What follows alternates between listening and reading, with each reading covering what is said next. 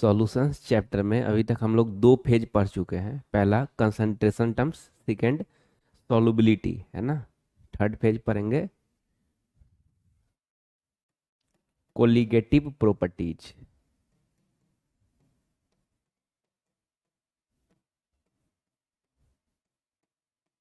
Colligative properties क्या होता है? तो सॉल्यूशन का वैसा प्रॉपर्टीज जो नंबर ऑफ सॉल्यूट पार्टिकल्स पे डिपेंड करे उसी को क्या बोलते हैं? कोलिगेटिव प्रॉपर्टीज बोलते हैं। फिर से एक बार, सॉल्यूशन का वैसा प्रॉपर्टीज जो नंबर ऑफ सॉल्यूट पार्टिकल्स पे डिपेंड करे उसी को कोलिगेटिव प्रॉपर्टीज बोलते हैं। ठीक है, तो लिखोगे the properties of solution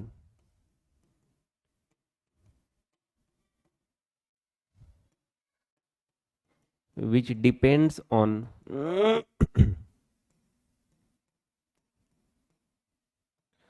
number of solute particles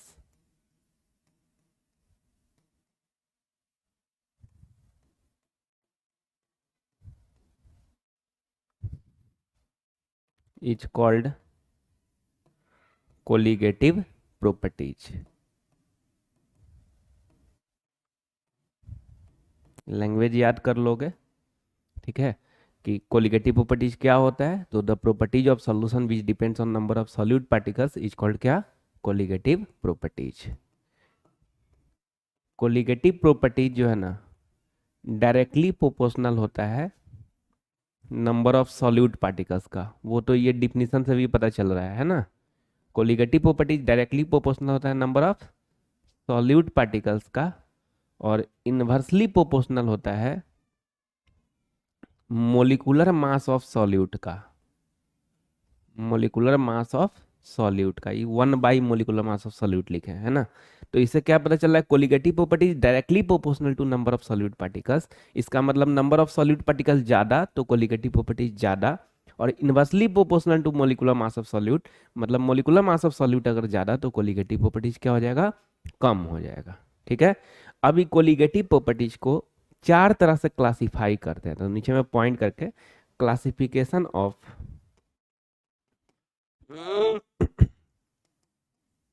colligative properties. Colligative properties को कितना तरह से क्लासिफाई करते हैं? चार तरह से।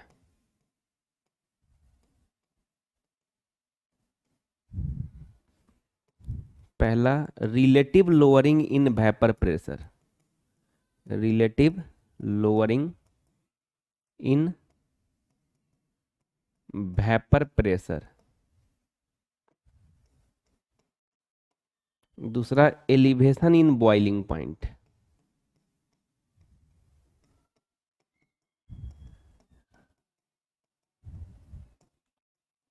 तीसरा, depression in freezing point.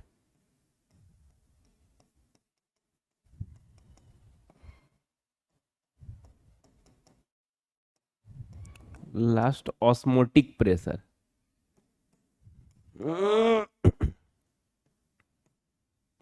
Osmotic pressure.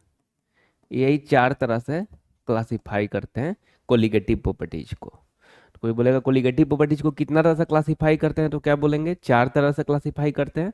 Relative lowering in vapour pressure, elevation in boiling point, depression in freezing point, osmotic pressure. थोड़ा सा पॉज करके ये चारों फ्रेम कर लोगे एक बार, तब आगे का देखोगे। ठीक है, चलो एक एक करके देखते हैं। पहला number, relative lowering in vapour pressure.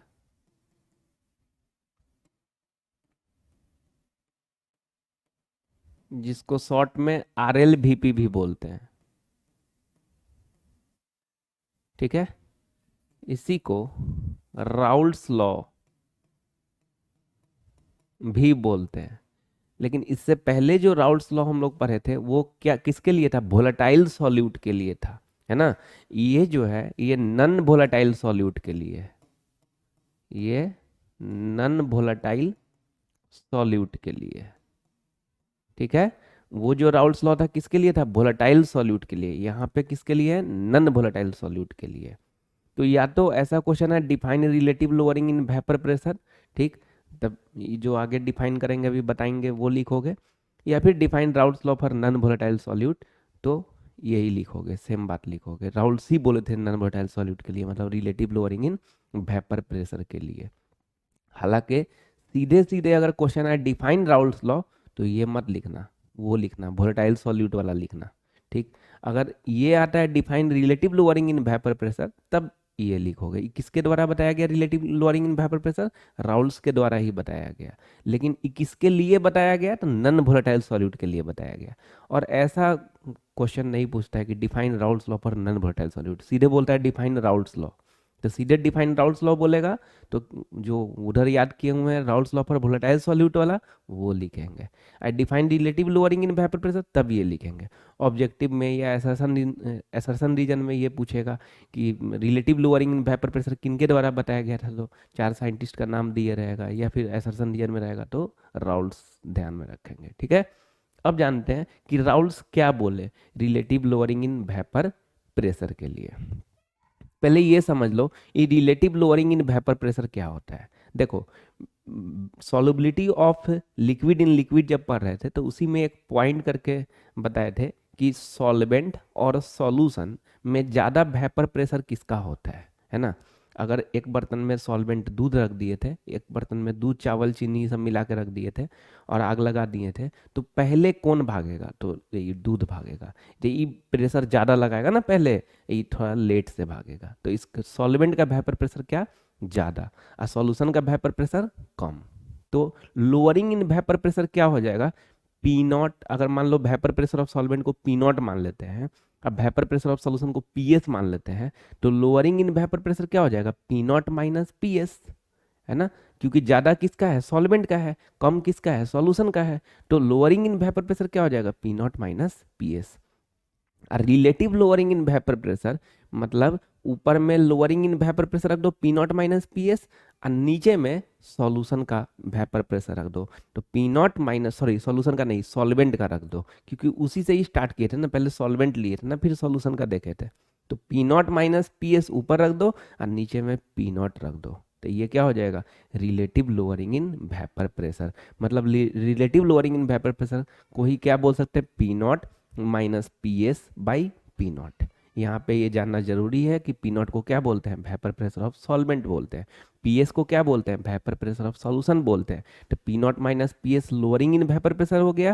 और रिलेटिव मतलब किसी के रेस्पेक्ट में, तो किसके रेस्पेक्ट में? एकदम स्टार्टिंग वाले के रेस्पेक्ट में, सॉल्वेंट के रेस्पेक्ट में, तो वही पी नॉट ले लिए, तो P naught minus P S by P not. अब देखते हैं, ये तो होता है relative lowering in vapour pressure. अब देखते हैं कि राउल्स क्या बोले relative lowering in vapour pressure के लिए। तो राउल्स बोले कि relative lowering in vapour pressure of an ideal solution, ये लास्ट क्लास में सुने होंगे ideal solution, non ideal solution, है ना। तो relative lowering in vapour pressure of an ideal solution containing non volatile solute. वहां पे जो राउल्स लॉ पढ़े थे, है ना, वो किसके लिए पढ़े थे? वोलेटाइल सॉल्यूट के लिए। यहाँ पे the relative lowering in vapour pressure of an ideal solution containing non volatile solute is equal to mole fraction of solute. फिर से एक बार, राउल्स क्या बोले relative lowering in vapour pressure के लिए? कि the relative lowering in vapour pressure of an ideal solution containing non volatile solute, है ना, is equal to mole fraction of solute. ठीक है, तो लिखोगे the relative lowering in vapour pressure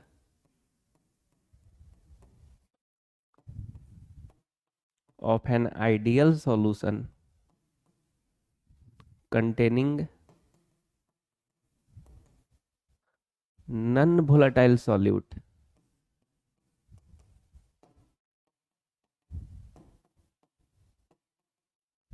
is equal to mole fraction of solute। तो सीधे define Raoult's law बोले तो ये वाला नहीं लिखना है, उधर जो पढ़े थे solubility of liquid in liquid वाले में वो लिखना है, वोलेटाइल सॉल्यूट वाला लिखना है। और define relative lowering in vapour pressure तब ये लिखना है, ठीक। अच्छा, अब अभी क्या बताया? Relative lowering in vapour pressure को क्या बोलते हैं? पी नॉट, या फिर पहले ऐसे लिखते हैं, relative lowering in vapour pressure बराबर mole fraction of solute. Relative lowering in vapour pressure को शॉर्ट में आरएलवीपी बोलते हैं ना। तो यही लिख दिए, यही तो बात बोले हैं राउल्स कि relative lowering in vapour pressure बराबर क्या, मोल फ्रैक्शन ऑफ सॉल्यूट। अब relative lowering in vapour pressure को P naught minus P S by P naught equal to mole fraction of solute. Mole fraction के बारे में जानते हैं, जिसका मोल फ्रैक्शन निकालना होता है उसका मोल ऊपर, नीचे में टोटल। तो ऊपर में मोल ऑफ सॉल्यूट रख दिए, नीचे में mole of solute plus mole of solvent. यही हो गया relative lowering in vapour pressure का फॉर्मूला। तो बोलेंगे relative lowering in vapour pressure का मैथमेटिकल फॉर्म बताओ, तो क्या बोल दोगे, P naught minus P S by P naught equal to small N by small N plus capital N. यहाँ पे ये पी नॉट को क्या बोलते हैं, तो वेपर प्रेशर ऑफ सॉल्वेंट बोलते हैं, है ना।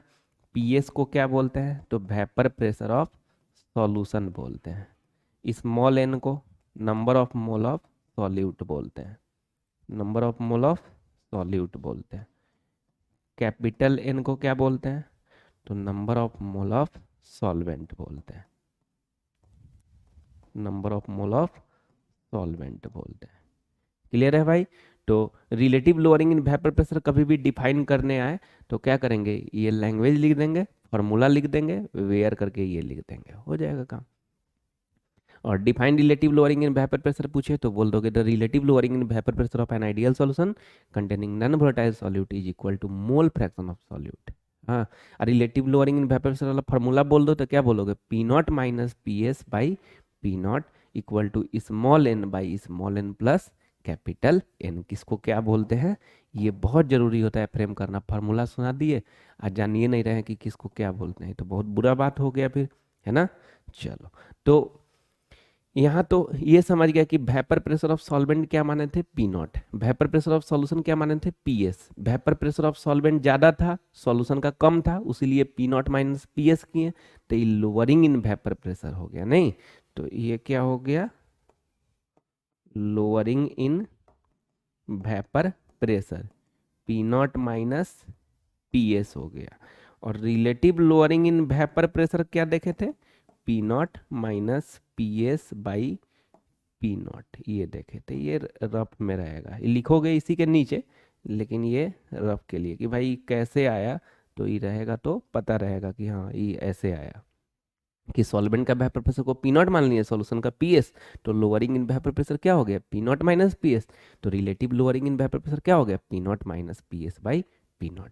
डिफाइन करने बोले तो ई नहीं कि ई भी लिख देना है, दिल का बात है, पेयर कॉपी में रखेंगे, दिल में रखेंगे, है ना। एग्जाम में पूछेगा इतना लिख के चुप, है ना। चलो, तो अभी थोड़ा relative lowering in vapour pressure का फॉर्मूला एक बार फ्रेम कर लो, और उसमें कौन सा टर्म को क्या बोलते हैं ये फ्रेम कर लो, फिर आगे बढ़ोगे तो अच्छा रहेगा, क्योंकि क्वेश्चन देखना है तो इसी का अप्लाई करेंगे तो ठीक रहेगा, याद कर लोगे तो। Relative lowering in vapour pressure का फॉर्मूला पूछेंगे तो क्या बोलोगे, P naught minus P S by P naught equal to small N by small N plus capital N. किसको क्या बोलते हैं ये पता होना चाहिए। चलिए अब इसका क्वेश्चन देखते हैं। एक क्वेश्चन ना अच्छे से देख लोगे बनाते हुए पूरा कंप्लीट शुरू से लास्ट तक, ठीक। और उसके बाद फिर लिख लोगे पॉज करके, फिर अगला क्वेश्चन जब देंगे तो वहाँ से फिर अपने से अप्रोच करना स्टार्ट करोगे, बनाना स्टार्ट करोगे। जहाँ तक बनेगा ठीक है, जब नहीं बनेगा तो फिर देख लेंगे आगे बढ़ा के, ठीक है। चलिए question number 17, calculate mass of urea जिसका मोलिकुलर मास 60 दिया हुआ है, विच must be dissolve in 400 gram of water. तो मास ऑफ वाटर कितना लिख लेंगे, 400 ग्राम, ठीक है। सो that final solution is vapour pressure 2% less than that of pure water, ठीक है। इससे पहले तो ये अप्रोच करो कि भाई कौन फार्मूला से बनेगा, ठीक है। अभी तो हम लोग यही पढ़ रहे हैं relative lowering in vapour pressure, तो ठीक है ऐसे अप्रोच कर ले रहे हैं कि हाँ उसी से बनेगा, और किससे बनेगा, है ना। लेकिन ऐसे अगर पूरा ओवरऑल में अगर मिल जाए तो कैसे सोचेंगे, कैसे अप्रोच करेंगे कि इसी फार्मूला से बनेगा, है ना। तो देखो, calculate mass of urea which dissolve in 400 gram of water. Urea क्या है, सॉलिड, है ना, और पानी क्या है, सॉल्वेंट। यूरिया को पानी में डालो तो यहाँ पे क्या पता चल रहा है कि यूरिया क्या है, नॉन वोलेटाइल सॉल्यूट है। यूरिया थोड़ा ना उड़ता है, तो ये तो नॉन वोलेटाइल सॉल्यूट है। इसका मतलब Raoult's law for non volatile solute या relative lowering in vapour pressure वाला फॉर्मूला, समझ रहा? इस तरह से अप्रोच करेंगे। उसमें जितना भी था सब लिक्विड लिक्विड सॉल्यूशन था, है कि नहीं? तो सॉलिड इन लिक्विड जब सॉल्यूशन रहेगा, आराम से इधर कोलिगेटिव प्रॉपर्टी में ले आओ, क्योंकि जनरली तो सॉलिड क्या होता है, नॉन वोलेटाइल सॉल्यूट होता है। तो calculate mass of urea molecular mass which must be dissolve in 400 gram of pani लिख दिए, so that final solution as vapour pressure 2% less than that of pure water. तो देखो जैसे ही इतना अप्रोच कर लिए कि अरे relative lowering in vapour pressure वाला फार्मूला से लगेगा, तो वो फार्मूला फ्रेम आ जाना चाहिए कि P naught minus P S by P naught equal to small N by small N plus capital N, ये फ्रेम आ जाना चाहिए। तो मास ऑफ वाटर लिख दिए और पी नॉट को क्या मान लेंगे, P, vapour pressure of solvent P मान लिए। तब वेपर प्रेशर ऑफ सॉल्यूशन क्या हो जाएगा, पी माइनस 2/100 इंटू पी, यही तो बोला है। सो दैट फाइनल सॉल्यूशन है vapour pressure 2% less than that of pure water. तो प्योर वाटर क्या है, सॉल्वेंट है, तो सॉल्वेंट का क्या मान लिए, पी मान लिए। तो सॉल्यूशन का क्या हो गया, P minus 2/100 into P, 2% less than that of pure water. तो पी था और उससे 2% कम हो गया। तो अब इसका एलसीएम लोगे 100, तो 100p माइनस 2p कितना हो जाएगा, 98p, अब बाई क्या 100 हो जाएगा। तो ये पी नॉट हो गया, ये पी एस हो गया, मास ऑफ वाटर हो गया। अब क्या देखेंगे, calculate mass of urea, urea का मास निकालना है। तो फार्मूला लगा दोगे, P naught minus P S by P naught equal to small N by small N plus capital N. ठीक है, अब पी नॉट के जगह पे पुट कर दो पी माइनस पी एस के जगह पे 98p by 100 by P naught के जगह पे फिर रख दो p equal to small N, मतलब number of mole of solute. थोड़ा ध्यान से देखना है सॉल्विंग, तब जाके अगले वाले में अप्लाई कर पाओगे, है ना, नहीं तो फिर अप्लाई करने में दिक्कत होगा। स्मॉल एन मतलब number of mole of solute, solute क्या है यहाँ पे, यूरिया है, उसी का मास निकालना है ना। तो कभी भी ऐसा क्वेश्चन रहे ना, ये relative lowering in vapour pressure वाला, मतलब Raoult's law for non volatile solute वाला, तो तुम पहले क्या किया करो हमेशा, क्योंकि देखो इधर भी इस तरह के फॉर्म में है, इसको भी अगर ओपन करके मास by molecular mass, mass by molecular मास, थोड़ा पेचीदा बन जाएगा। तो क्या करो हमेशा कि स्मॉल एन, कभी भी अगर मान लो कि मास ऑफ सॉल्यूट पूछ रहा हो या मोलिकुलर मास ऑफ सॉल्यूट पूछ रहा हो, तो स्मॉल एन निकाल लो, number of mole of solute निकाल लेंगे। और जैसे ही number of mole of solute निकाल लेंगे, फिर उसका formula mass by molecular mass रख देंगे ना, तो निकल जाएगा, है ना। तो यही अप्रोच रहेगा, ये नहीं कि इसको भी ओपन कर देंगे मास बाई मोलिकुलर मास पहले ही से, तो फिर वो ज़्यादा पेचीदगी हो जाएगा। ठीक है, तो number of mole of solute को ऐसे ही रख दिए, क्योंकि मास ऑफ सॉल्यूट पूछ रहा है। नीचे भी number of mole of solute को ऐसे ही रख दिए, plus number of mole of solvent, solvent पानी, पानी का मास कितना दिया हुआ है 400, अब भाई इसका मोलिकुलर मास पानी का कितना होता है 18 होता है ना, तो ये रख दिए। अरे सर इसका तो मोल रख दिए, इसका ऐसे काहे कर दिए, इसका भी मोल, अरे भाई इसका मोल डायरेक्ट वैल्यू जब दिया हुआ है तो कैसे तुम डायरेक्ट लिख दोगे 400/18 कितना होता है, उधर निकाल लीजिए, नहीं लिखेंगे यहाँ पे। ठीक है, चलो अब क्या हो जाएगा, इसका एलसीएम लोगे तो 100p माइनस 98p, 2p/100, और नीचे में p, तो p से p कट जाएगा, तो 2/100, 2/100, 2 से काटोगे तो 100 को तो 1/50 हो जाएगा। ठीक है, इधर में small n by small n plus, चलो इसको 2 से काटोगे तो कितना हो जाएगा 200, आई 9, अब नहीं कटेगा, तो 200/9 लिख दो। ठीक है, चलिए अब इसको क्या करोगे, क्रॉस मल्टीप्लाई कर दोगे। जैसे ही क्रॉस मल्टीप्लाई करोगे तो क्या हो जाएगा, 1 में ये सब मल्टीप्लाई होगा, तो n प्लस 200/9 हो जाएगा, इधर में कितना हो जाएगा 50n हो जाएगा। ठीक है भाई, अब n उधर जाएगा तो 50n माइनस n कितना हो जाएगा 49n, तुम लोग नीचे ही लिखोगे, ऐसे करके इधर नहीं लिखोगे, 49n, इधर में कितना हो जाएगा 200/9 हो जाएगा। ठीक है, अब इसको मोल को अकेले कर दो, तो 200/9 इंटू 49, ये तुम्हारा मोल आ गया। किसका मोल, स्मॉल एन है ना, मतलब number of mole of solute, solute यहाँ पे कौन है, यूरिया है, मोल आ गया। अब ये मोल को ओपन कर दो, मास पूछ रहा है ना, तो मास बाई मोलिकुलर मास लगा दो, तो क्या हो जाएगा, मोल को ओपन करोगे तो मास ऑफ यूरिया, हाँ, by molecular mass, molecular mass कितना दिया हुआ है यूरिया का 60, नहीं कि पहले इसको पूरा सॉल्व करके तब ये वाला, क्यों, तुमसे मोल थोड़े ना पूछ रहा है कि इसको पूरा सॉल्व करोगे, मास पूछ रहा है ना, इतना पे कर दो, अब इसको ओपन कर दो, अब मास ऑफ यूरिया करके सॉल्व कर लेंगे अब, है ना। तो ये number of mole of solute मतलब क्या हो गया, mass of solute by molecular mass equal to 200/9 into 49। अब मास ऑफ यूरिया को अकेले करो, क्या हो जाएगा 200/9 इंटू 49, इधर डिवाइड में उधर जाके मल्टीप्लाई में हो जाएगा। ठीक है, अब इसको सॉल्व करेंगे, आंसर आ जाएगा। कर लेते हैं सॉल्व। 3 से ही 3 बार में कट जाएगा, 3 से ही 20 बार में कट जाएगा, और कुछ तो कटने को लग नहीं रहा है। 2 2 4, ऊपर में 4000 हो गया। ठीक है, और नीचे में तुम्हारा 3 9 27, 2 3 4 12/2 14। ठीक है, 147 से जब डिवाइड करोगे तो 2 बार में लगेगा ना, 3 बार में क्रॉस मार जाएगा, है ना।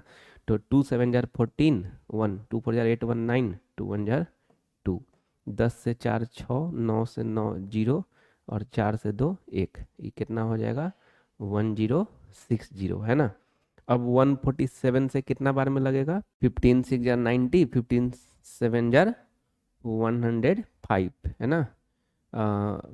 एक्चुअली 147 150 के पास है ना, उसलिए 15 का पढ़ रहे हैं। तो 7 बार में, तो 7 7 जार 49, 4 7 4 जार 28, अब 432, 3 7 जार 73, है ना। 10 से 9 कितना हो जाएगा 1, 5 से 2 3, आई खत्म। डिसिमल देंगे तो 310, कितना बार में 2 बार में, तो 27.2, कितना आ गया 27.2 ग्राम, ये आंसर हो गया। तो कोई भी क्वेश्चन को इसी तरह से अप्रोच करना है। पहले क्या करना है, गिवन लिख देना है, उसके बाद फार्मूला पे अप्रोच करना है कि किससे बनाएंगे। यहाँ तो खैर चलो ठीक है, अभी इसका क्वेश्चन है तो इसी का सबसे मेन लेकिन यही हो जाता है ना कि आइडेंटिफाई करना कि किस फार्मूला से लगा है। फार्मूला में तुम इधर उधर करोगे तो फिर दिक्कत हो जाएगा ना। अभी हेनरी लॉ से तो बनेगा नहीं, क्योंकि उसमें के एच दिया होना चाहिए या फिर के एच पूछ रहा होना चाहिए। दूसरा वो गैस इन लिक्विड के लिए है ना। तो ये अप्रोच कर पाना थोड़ा अच्छा रहता है। तो अभी से ही सोचना स्टार्ट करेंगे तब तो क्वेश्चन जब बनाएंगे PYQ का या NCERT का, तब उसको अप्रोच कर पाएंगे। तो ये नोट्स का क्वेश्चन बड़ी इंपॉर्टेंस होता है, इसीलिए कि पूरा अच्छे से सोचे ही नहीं कि हाँ फार्मूला तो बगल में है ही, तो उसी फार्मूला का यूज होगा, तो बस लगा दिए सीधे बिन सोच समझ ले। ये भी कि लगा रहे हैं तो क्यों लगा रहे हैं, उसके बाद किस स्टेप से सॉल्विंग कर रहे हैं, है ना।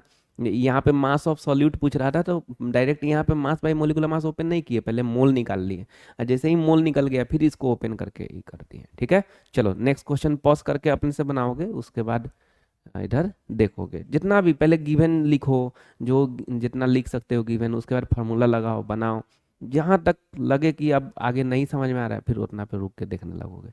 आ जाएगा तब भी देख लोगे, फाइनल आंसर मिला लोगे, है ना। चलिए, the vapour pressure of 5% aqueous solution of non-volatile organic substance at 373 Kelvin is 745 mm mercury। 5% aqueous solution बोला है ना, तो इससे पहले 3 गो बात लिखोगे, सिखाए हुए हैं मास परसेंटेज में, है ना। Mass of solution, question number 18, mass of solution 100 gram, mass of solute, यहाँ पे सॉल्यूट का नाम नहीं बोला है, नन वोलेटाइल ऑर्गेनिक सब्सटेंस, ये तो क्लियर कर दिया। नन वोलेटाइल सब्सटेंस बोल दिया ना, मतलब clear, relative lowering in vapour pressure वाला से बनेगा, इसमें तो कोई टेंशन नहीं है फॉर्मूला लगाने में, है ना।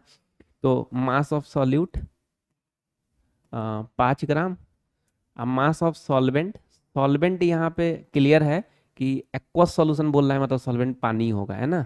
लेकिन फिर भी यहाँ पे सॉल्वेंट लिख रहे हैं, कोई बच्चा अगर सॉल्वेंट की जगह पे पानी लिख दिया होगा गलत नहीं है, सॉल्यूट की जगह पे सब्सटेंस लिख दिया होगा तो गलत नहीं है, उससे कोई दिक्कत नहीं है। तो मास ऑफ सॉल्वेंट 100 - 5 कितना 95 ग्राम। तो ये एक बात से 3 बार लिख दिए। उसके बाद बोल रहा है the vapour pressure of 5% aqua solution of non volatile organic substance eight 373 kelvin is 745 mm mercury. तो देखो जैसे ही नॉन वोलेटाइल बोला तो इतना तो दिमाग में क्लियर हो गया कि P0 - PS by P0 equal to small n by small n plus capital n लगेगा। mm मरकरी प्रेशर का ही यूनिट है, तो इसको P0 बोलोगे कि PS बोलोगे, तो इसको PS बोलेंगे। Vapour pressure of 5% aqua solution is इतना, मतलब ये PS है ना। PS कितना है 745 mm मरकरी। ठीक है भाई। और calculate molecular mass of solute, solute का मोलिकुलर मास, मतलब एन का टारगेट रहेगा, पहले एन जैसे ही निकल जाएगा उसके बाद उसको ओपन करेंगे निकल जाएगा, लेकिन उसके लिए P0 भी तो पता होना चाहिए। एक फार्मूला से 2 चीज तो निकाल नहीं सकते हैं, कोई एक ही चीज निकाल सकते हैं, है ना। तो उस कारण से P0 हम लोग अपने पुट कर देंगे। P0 मतलब vapour pressure of solvent, solvent यहाँ पे क्या है पानी है, तो वेपर प्रेशर ऑफ पानी स्टैंडर्ड पे क्या होता है, स्टैंडर्ड प्रेशर कितना होता है 1 एटीएम। तो 1 एटीएम को ही कितना मरकरी बोलते हैं, 760 मरकरी। एक जब मरकरी में, तो इसको एटीएम में कैसे रखोगे, तो इसको भी मरकरी, 760 मरकरी ऐसे करके रख दिए। ठीक, अब एक क्या नहीं दिया हुआ था और एक फॉर्मूला है, फिर दो इक्वेशन उसके लिए चाहिए होता, दो चीज निकालने के लिए। तो एक इक्वेशन है, एक ही फॉर्मूला लगाओगे, एक इक्वेशन से दो चीज कैसे निकालोगे, तो पी नॉट तो तुमको कहीं पुट करना होगा। तो वो मान लिए स्टैंडर्ड प्रेशर 1 एटीएम। ठीक है, अब यहाँ पे लगा दिए P naught minus P S by P naught equal to small N by small N plus capital N. ठीक है, चलिए अब पुट करते हैं। पी नॉट के जगह पे क्या पुट कर देंगे, 760 माइनस पी एस के जगह पे 745 by P naught 760 equal to small N निकालना है by small N plus number of mole of solvent capital N ना। तो सॉल्वेंट का मास कितना है 95। अब बोलो सर सॉल्यूट का भी तो दिया हुआ था, काहे नहीं पुट किए, अरे बोल तो रहे हैं कि एक ही बार में सब पुट पाट कर दोगे बेकार हो जाएगा, बाद में ओपन कर लेंगे। तो number of mole of solvent 95 by molecular मास कितना 18, काहे कि सॉल्वेंट क्या है पानी है, तो 18 रख दिए। ठीक है, चलो ये हो जाएगा तुम्हारा 15 by 760 equal to small N by small N plus 95 by 18। ठीक है भाई, चलिए अब इसको काटने वाला जो है वो काट लेते हैं। 5 से ही 3 हो जाएगा, अब 5 से ही 5 1 जार 5। हालांकि पता है ये बहुत, अगर जैसे अभी एक बार में कट जा रहा है तो ठीक है, दो बार में भी कट जाए तो ठीक, नहीं तो इसको रफ में ही काटना चाहिए और काट के लाएंगे यहाँ पे सीधे लिख देंगे कि हाँ ई वैल्यू है, तो ठीक है ना। ये ज़्यादा काट कूट अच्छा नहीं रहता है इधर में। तो 5 3 जार 15, 5 1 जार 5, 5 5 जार 25 और 5 2 जार 10, फिर 3 से कट जाएगा, नहीं नहीं कटेगा। ठीक है, तो एक बार देख लेते हैं ना, 5 से 5 1 जार 5, 5 5 जार 25। ठीक है, हाँ चलो अब इसको लिख देते हैं 3 बाई 152 है ना। और इधर में small N by small N plus, ये तो कटने वाला है नहीं तो इसको ऐसे ही लिख देंगे 95 बाई 18। अब क्रॉस मल्टीप्लाई करेंगे तो 3 से इसमें मल्टीप्लाई करें तो क्या हो जाएगा, ये 3n प्लस 3 से इसमें मल्टीप्लाई करेंगे, ध्यान से देखना, तो 3 इंटू 95 बाई 18। तो 3 से 18 कितना बार में कट जाएगा, 6 बार में, तो 95 बाई 6 हो गया। ठीक है, इधर में तुम्हारा क्या हो जाएगा 152n। अब 3n जब उधर आएगा तो 152n minus 3n 149n equal to 95 by 6। n को अकेले कर दो तो 95 बाई 6 इंटू 149, क्योंकि मोल इधर है तो इस डिवाइड में आएगा ना। अब इस मोल को फिर ओपन कर दो क्योंकि तुमसे पूछ रहा है मोलिकुलर मास, तो फिर क्या होता है मास बाई मोलिकुलर मास ना, तो मास ऑफ सॉल्यूट कितना दिया हुआ है 5 by molecular mass of solute पूछ रहा है ना। तो क्या करेंगे इधर में 95 बाई 6 इंटू 149, इसको मोलिकुलर मास ऑफ सॉल्यूट को उधर ले जाओगे तो क्या हो जाएगा, molecular mass of solute equal to 5 into 6 into 149 divided by 95 है ना। 5 से ही 19 हो जाएगा ना, 19 5 जार 95। ठीक है, अब बाकी से डिवाइड कर देते हैं तो 6 9 जार 54, 5 6 4 जार 24 अब 5 29 2 6 1 जार 6 2 8, इधर में तुम्हारा 19 है। ठीक, तो 19 4 जार 76, 9 से 6 3 हो गया, 8 से 7 1 हो गया, 134 ना हो गया। 19 5 जार 95, 19 6 जार 114, 19 7 जार 133। तो 47 पॉइंट बहुत कम आएगा काफ़ी। अब 1 आएगा तो डिसिमल दोगे तो जीरो, फिर तो क्यों उतना, सीधे लिख दोगे 47 ग्राम पर मोल। मोलिकुलर मास का यूनिट यही होता है ना, ग्राम पर मोल। ये हो गया आंसर। ठीक है, चलिए नेक्स्ट क्वेश्चन। इसको ना जहाँ पे भी दिक्कत हुआ होगा उसके बाद सोचोगे कि यहाँ पे क्यों दिक्कत हुआ, उसको फिर सीखेंगे कि आगे फिर जब रिवीजन कर सके, जब रिवीजन करें तो उस चीज़ को आइडेंटिफाई कर सके, सोच सके। ठीक है, नेक्स्ट क्वेश्चन चलो देखोगे इसको। इसका भी वैसे ही पहले गिवन लिख के पॉज करके एक बार देख लोगे, उसके बाद फिर question number 19। The vapor pressure of pure benzene at a certain temperature is 200 mm mercury. At the same temperature, vapor pressure of solution containing 2 gram of non-volatile solid. Clear हो गया? नॉन वोलेटाइल जैसे ही आया किससे बनेगा? Non volatile, Rawls law पर non volatile solute वाला, relative lowering in vapour pressure वाले से। अब उसी के आधार पे लिख देते हैं the vapour pressure of pure benzene is इतना, मतलब पी नॉट कितना है? 200 mm मरकरी। प्योर बेंजीन मतलब सॉल्वेंट है सिर्फ, है ना। At the same temperature vapour pressure of solution containing 2 gram of non volatile solid, mass of solute 2 gram in 78 gram of benzene, mass of benzene C6H6। अरे यहाँ पे solvent का P not माने 200 बेंजीन का, इसका मतलब ई क्या है? सॉल्यूट है। ठीक है, तो मास ऑफ बेंजीन कितना? 78 ग्राम। सीधे BNZENE भी लिखेगे तो गलत नहीं है। और देखो, जब at the same temperature vapour pressure of solution containing 2 gram of non volatile solid in 78 gram of benzene is इतना, मतलब वेपर प्रेशर ऑफ सॉल्यूशन ये दिया हुआ है, मतलब PS जो है 195 mm मरकरी। ठीक है भाई, गिवन लिख दिया। और मोलिकुलर मास ऑफ सॉलिड पूछ रहा है, पहले क्या टारगेट रहेगा बताओ? स्मॉल n, नंबर ऑफ मोल निकालने का। फिर उसको ओपन करेंगे, वही फार्मूला लगाते हैं, P naught minus PS by P naught equal to small n by small n plus capital N। P naught के जगह पे 200, PS के जगह पे 195 by P naught 200, small n ऐसे ही। ठीक है, small n plus number of mole of solvent 78। अब बाई इसका मोलिकुलर मास निकालेंगे, कार्बन का एटॉमिक मास 12 ना, एटॉमिक नंबर 6, एटॉमिक मास 12, तो 12 से 72 आई, इसका 678, ये कट के 1 हो गया ना। ठीक है, 200 माइनस 195, 5 बाई 200, 5 से 200 काटोगे तो 1/40। ये नहीं कि हम पूरा लिखे 5/200 काट कूट किए, काट कूट इन्हें नहीं दिखाना होता है, वो रफ में करना होता है। वो ठीक है, एक दो स्टेप कर देंगे जैसे पिछला क्वेश्चन में कर दिए थे तो कोई दिक्कत नहीं, लेकिन वो रफ में ही करेंगे। अगर एक ही स्टेप भी रफ में करेंगे तो वो ज़्यादा बेटर रहेगा। ठीक है ना। चाहिए 1/40 आ गया, इधर में small n by small n plus 1, क्योंकि तो कट चुका था। अब क्रॉस मल्टीप्लाई करेंगे तो n प्लस 1 में 1 से मल्टीप्लाई करेंगे तो n प्लस 1, इधर में 40n। ठीक है, ये n को उधर ले जाओगे तो 40n माइनस n, तो बहुत इजी था जी, है ना। 40n माइनस n कितना हो जाएगा? 39n equal to 1। n को अकेले करोगे, n को अकेले करोगे तो 1/39, ये तुम्हारा मोल आ गया।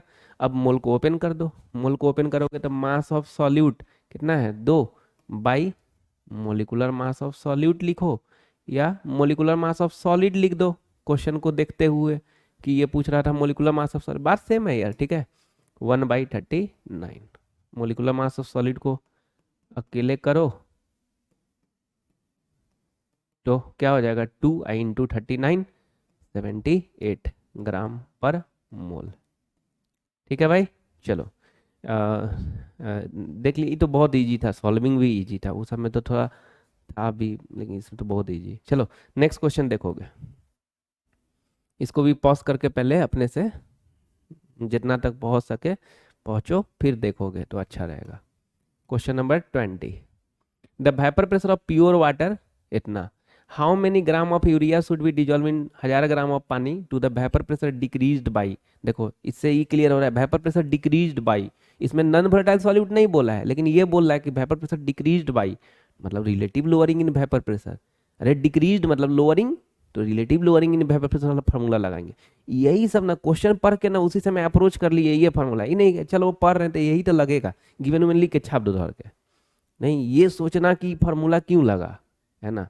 तो पहला क्वेश्चन में क्या देखे थे कि सॉलिड वाला था, है ना, सॉलिड यूरिया मिल रहा था, है ना, तो उससे हमको पता चला। उसका non volatile solute, non volatile solute clear cut बोले हुआ था, इसमें लोअरिंग इन वेपर प्रेशर बता रहा है, डिक्रीज बाई इतना, तो इससे अप्रोच कर लिए। ठीक है, अब गिवन लिखते हैं, the vapour pressure of pure water is इतना, मतलब पी नॉट जो है 31.80 mercury. How many gram of urea should be dissolve in 1000 gram of पानी।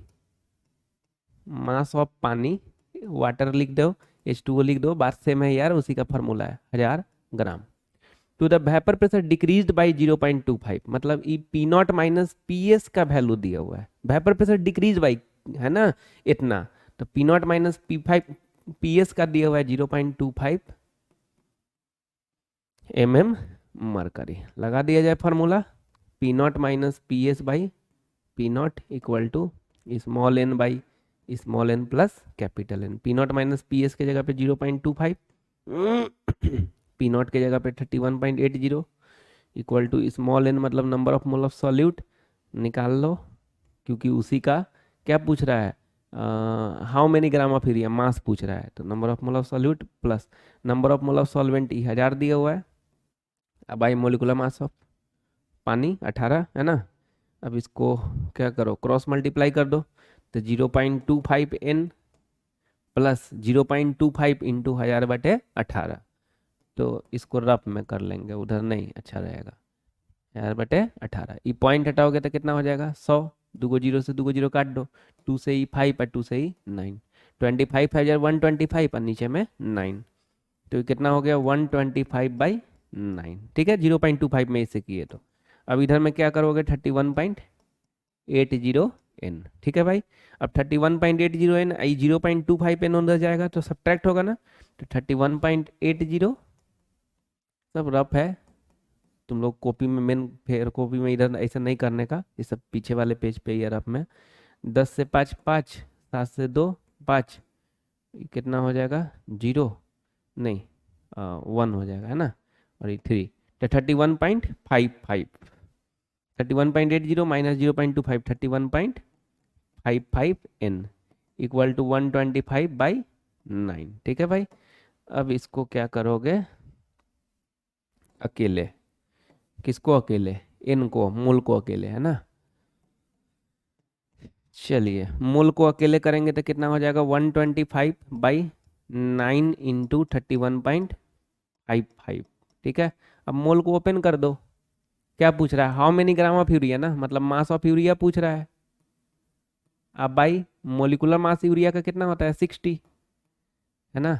अभी दिया भी हुआ था जो पहला वाला क्वेश्चन हम लोग किए हैं उसमें, है ना, यहाँ देखो यूरिया का 60 दिया हुआ है ना, एग्जाम में दिया रहेगा, इसमें क्वेश्चन में, इस क्वेश्चन में नहीं दिया हुआ है लेकिन एग्जाम में दिया रहता है, और थोड़ा थोड़ा प्रैक्टिस करते करते दिमाग में भी बैठ जाता है जी, बहुत बार यूज जाता है तो ये हो गया इक्वल टू 125/9 इंटू 31.55।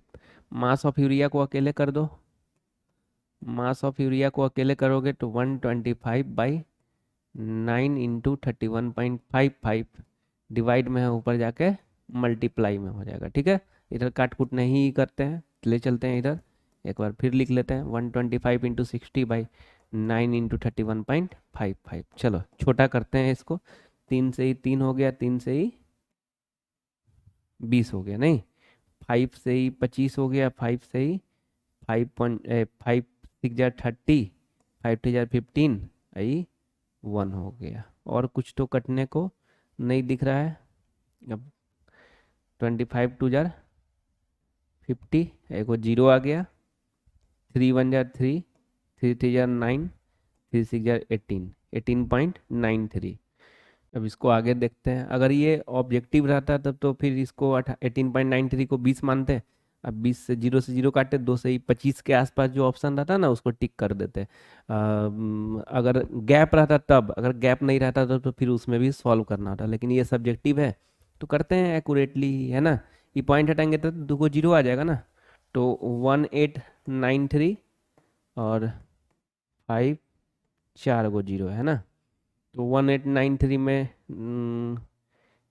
2 बार में पहले, तो 2 3 जार 6, 2 9 जार 18, 1 2 8 जार 16 और 1 17, 1 2 1 जार 2 1 3, 10 से 6 4, 9 से 8 1, 9 से 7 2, 4 से 3 1, ये 12,140 हो गया, है ना।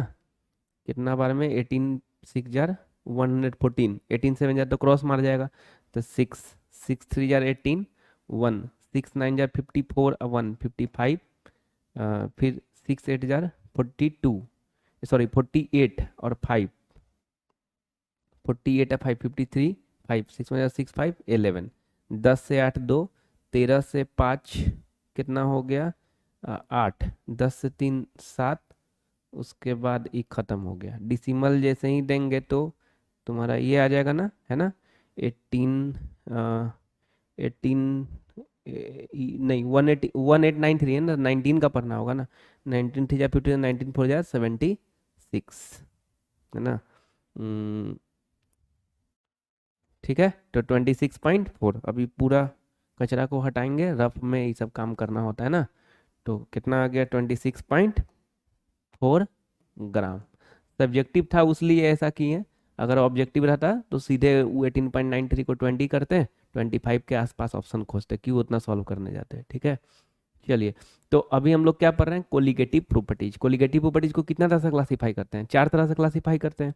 एक तो relative lowering in vapour pressure, दूसरा एलिवेशन इन बॉइलिंग पॉइंट, तीसरा डिप्रेशन इन फ्रीजिंग पॉइंट, चौथा ऑस्मोटिक प्रेशर। तो एक पढ़ लिए relative lowering in vapour pressure, उसका उसका क्वेश्चन किए हम लोग ये सब, है ना। अब दूसरा नंबर देखते हैं, elevation in boiling point. Elevation in boiling point, इसको डेल्टा टीबी से डिनोट करते हैं ना, एलिवेशन इन बॉइलिंग पॉइंट को डेल्टा टीबी से डिनोट करते हैं। ये क्या होता है एलिवेशन इन बॉइलिंग पॉइंट, थोड़ा ध्यान से सुनना।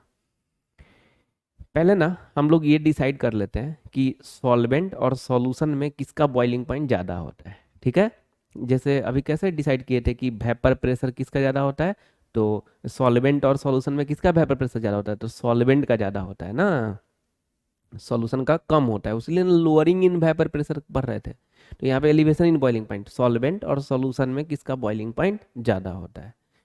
अगर थ्योरेटिकली तुम समझोगे तो बताए हुए थे कि बॉइलिंग पॉइंट मतलब क्या, टेम्परेचर, उतना टेम्परेचर जिस पे कोई सब्सटेंस बॉईल कर जाए। तो यहाँ पे सॉल्यूशन के सेंस में बोल रहा था, उतना टेम्परेचर जिस पे कोई सॉल्यूशन बॉईल कर जाए उसको बॉइलिंग पॉइंट बोलते हैं। तो हाँ, थ्योरेटिकली अगर तुम समझोगे तो सीधा सीधा भाई, वेपर प्रेशर ऑफ सॉल्वेंट ज़्यादा ना, वेपर प्रेशर ऑफ सॉल्यूशन कम ना। और तुम लोग पढ़े थे वेपर प्रेशर अगर ज़्यादा तो बॉइलिंग पॉइंट कम, क्योंकि वो जल्दी निकलने लगेगा ना, तो बॉइलिंग पॉइंट क्या हो जाएगा, कम हो जाएगा, है ना। तो जाहिर सी बात है, इसका वेपर सॉल्वेंट का वेपर प्रेशर ज़्यादा, मतलब सॉल्वेंट का बॉइलिंग पॉइंट कम। किसका बॉइलिंग पॉइंट ज़्यादा, सॉल्यूशन का बॉइलिंग पॉइंट ज़्यादा। चलो ये दिमाग में रख लो, सॉल्वेंट और सॉल्यूशन में किसका बॉइलिंग पॉइंट ज़्यादा, सॉल्यूशन का। और रट के नहीं दिमाग में रखेंगे, सोच के दिमाग में रखेंगे क्यों ज़्यादा, तो भाई वेपर प्रेशर के कारण, है ना। चलो, अब थोड़ा एक बार ऐसे अप्रोच, जनरल अप्रोच करके सोचते हैं। इधर में रख दिए दूध और इधर में रख दिए दूध चावल, ठीक। अब बॉइलिंग पॉइंट, बॉईल करना है, उबालना है दोनों को, आग लगा दिए नीचे गैस चूल्हा में। तो कौन पहले बॉईल करेगा, दूध कि दूध चावल, पहले बॉईल ये करेगा, है ना। दूध जल्दी बॉईल कर जाएगा, इसमें चावल चीनी सब मिला हुआ है तो ये लेट से बॉईल करेगा। तो इसका बॉइलिंग पॉइंट क्या हो जाएगा, इसको बॉईल करने में ज़्यादा टेम्परेचर लग रहा है ना, तो इसका बॉइलिंग पॉइंट क्या हो जाएगा, ज़्यादा। तो एग्जाम्पल के थ्रू या फिर थ्योरेटिकली अप्रोच से कैसे भी सोच लो, ठीक है। तो क्या पता चला कि जब सॉल्वेंट में कोई नॉन वोलेटाइल सॉल्यूट मिला देते हैं, चावल क्या है, चीनी क्या है, ये सब नॉन वोलेटाइल सॉल्यूट है। तो सॉल्वेंट में जब कोई नॉन वोलेटाइल सॉल्यूट मिला देते हैं तो सॉल्यूशन बनता है, इसका बॉइलिंग पॉइंट ज़्यादा हो जाता है। यही बॉइलिंग पॉइंट का डिफरेंस को एलिवेशन इन बॉइलिंग पॉइंट बोलते हैं। एक बार और, एलिवेशन इन बॉइलिंग पॉइंट क्या होता है, सॉल्वेंट में जब कोई नॉन वोलेटाइल सॉल्यूट मिलाते हैं तो सॉल्यूशन बनता है, इसका बॉइलिंग पॉइंट बढ़ जाता है। यही बॉइलिंग पॉइंट का डिफरेंस को, मतलब इसका बॉइलिंग पॉइंट माइनस इसका बॉइलिंग पॉइंट कर देंगे तो डिफरेंस होगा ना, उसी को एलिवेशन इन बॉइलिंग पॉइंट बोलते हैं। ठीक है, तो लिखोगे when non volatile solute is added to the solvent, then boiling point of solution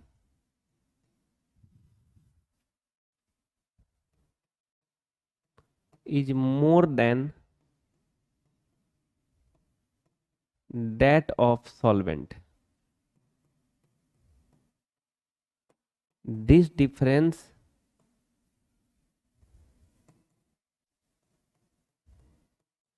in boiling point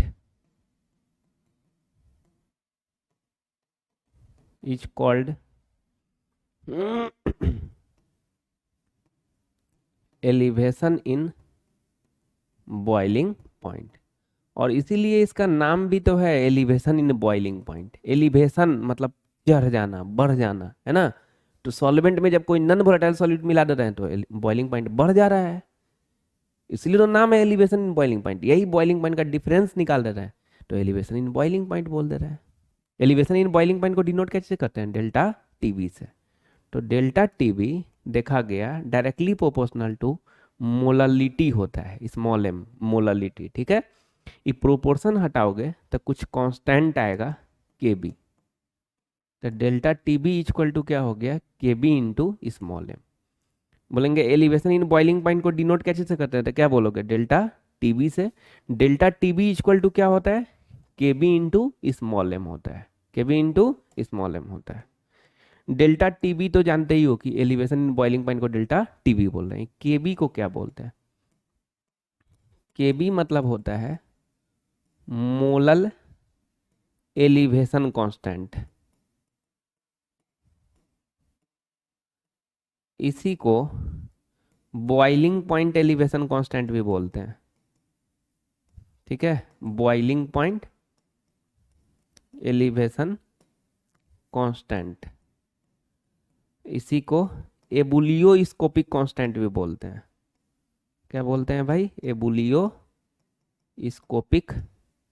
constant भी बोलते हैं, ठीक है। और स्मॉल एम मतलब क्या होता है? मोललिटी। ये नहीं कि केबी का सिर्फ एक नाम याद कर लोगे मोलर एलिवेशन कांस्टेंट हो गया, नहीं, तीनों नाम फ्रेम रहना चाहिए। कभी मान लो तुम ये याद किए वो इस नाम से आ गया, इस नाम से आ गया, तो उसीलिए याद है ना, तीनों नाम याद रखोगे ना तो अच्छा रहेगा। तो एलिवेशन इन बॉइलिंग पॉइंट को डिनोट कैसे करते हैं? Delta TB. Delta TB equal to क्या होता है? KB into small M. किसको क्या बोलते हैं? ये हो गया। अच्छा, अगर तुमसे कोई पूछेगा unit of KB, unit of KB, क्योंकि देखो ये boiling point, difference in boiling point delta TB, elevation in boiling point. Elevation in boiling point वाला क्या? Difference in boiling point of solution and solvent. तो इसका तो ऐसा यूनिट केल्विन हो जाएगा। क्या? केल्विन हो जाएगा, क्यों? बॉइलिंग पॉइंट का डिफरेंस मतलब क्या हुआ? टेम्परेचर का डिफरेंस, तो केल्विन हो जाएगा। ये मोलालिटी का जानते हो, स्मॉल एम हो जाएगा। यहाँ तो खैर सिंबल लिखे हैं, शॉर्ट में लिखे हैं, लेकिन स्मॉल एम हो जाएगा उसका यूनिट मोलालिटी का। ये केबी का यूनिट क्या हो जाएगा? केल्विन केजी पर मोल, केल्विन केजी पर मोल। अच्छा, ये जो केबी है ना, मोलल एलिवेशन कांस्टेंट, इस सारा सॉल्वेंट के लिए, हर सॉल्वेंट के लिए अलग अलग वैल्यू होता है केबी का वैल्यू, लेकिन पानी के लिए हम लोग याद रखते हैं। ऐसे बहुत बार क्वेश्चन जब दिया रहता है ना, पानी का यूज करना होता है, उसका भी वैल्यू दे देता है, लेकिन फिर भी याद रखते हैं हम लोग। कभी कभी तो यही पूछ देता है बोर्ड में ऑब्जेक्टिव क्वेश्चन में, केबी फॉर वाटर इज, चार को ऑप्शन दे देता है, टिक कर दोगे तो याद रखोगे। पानी के लिए केबी का value, KB for water 0.52, unit तो यही लगा दोगे, केल्विन केजी पर मोल, ठीक है भाई। तो एलिवेशन इन बॉइलिंग पॉइंट का अगर यूनिट का बात करें तो क्या हो जाएगा? केल्विन। मोलालिटी का यूनिट क्या हो जाएगा? Small M. केबी का यूनिट क्या हो जाएगा? केल्विन केजी पर मोल। अब बोलेंगे केबी फॉर वाटर बता दो, तो क्या बोलोगे? 0.52 केल्विन केजी पर मोल, ठीक है भाई। चलो अब इसका ग्राफिकल रिप्रेजेंटेशन देखते हैं।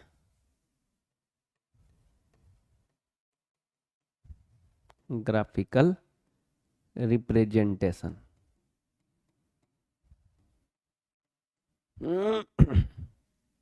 देखो,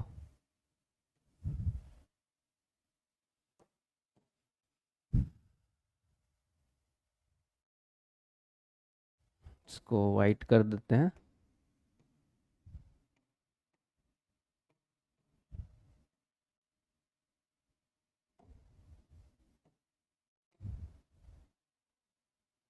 ठीक है, इधर में रखते हैं ग्राफिकल रिप्रेजेंटेशन में वेपर प्रेशर, इधर में टेम्परेचर। अब ये जो है इस सॉल्वेंट के लिए है और ये सॉल्यूशन के लिए है। एक्सपेरिमेंटली इस तरह का ग्राफ देखा गया है ना। यहाँ से वेपर प्रेशर से एक लाइन खींच दिए, ये जो है किसके लिए है भाई, सॉल्वेंट के लिए है, सॉल्वेंट के लिए, और ये वाला सॉल्यूशन के लिए है। ठीक है, अच्छा, ये जो लाइन खींचे वेपर प्रेशर से पॉइंट मिला दिए, ये पॉइंट मिला दिए, इस पॉइंट के अकॉर्डिंग यहाँ लाए, ठीक, और इस पॉइंट के अकॉर्डिंग लाए, इस सॉल्वेंट से लाए ना टेम्परेचर पे, तो यहाँ पे जो होगा boiling point of solvent, boiling point of solvent को बोल दिए टी बी नॉट, दिमाग में रख लो। जैसे वेपर प्रेशर ऑफ सॉल्वेंट को कैसे बोलते थे, पी नॉट, उसी तरह बॉइलिंग पॉइंट ऑफ सॉल्वेंट को बोल दिए टी बी नॉट। अब बॉइलिंग पॉइंट ऑफ सॉल्यूशन को क्या बोल दिए, टी बी। इतना समझ में आया। ये वेपर प्रेशर और टेम्परेचर में एक्सपेरिमेंटली ग्राफ दिया गया कि सॉल्वेंट का होगा, ये किसके लिए होगा, सॉल्यूशन के लिए होगा। उससे हम लोग लाए इधर, तो टीबी नॉट हो गया vapour pressure, sorry boiling point of solvent, I boiling point of solution हो गया टीबी। आई यही जो डिफरेंस होगा इसी को तो एलिवेशन इन बॉइलिंग पॉइंट बोलते हैं। बॉइलिंग पॉइंट देखो इससे भी दिख रहा है जीरो, ऐसे बढ़ते जाता है बढ़ते जाता है, तो बॉइलिंग पॉइंट ऑफ सॉल्यूशन ज़्यादा ना, बॉइलिंग पॉइंट ऑफ सॉल्वेंट कम, तो यही डिफरेंस को क्या बोलते हैं, डेल्टा टीबी बोलते हैं। तो डेल्टा टीबी इक्वल टू क्या हो जाएगा, TB minus TB naught, TB minus TB naught.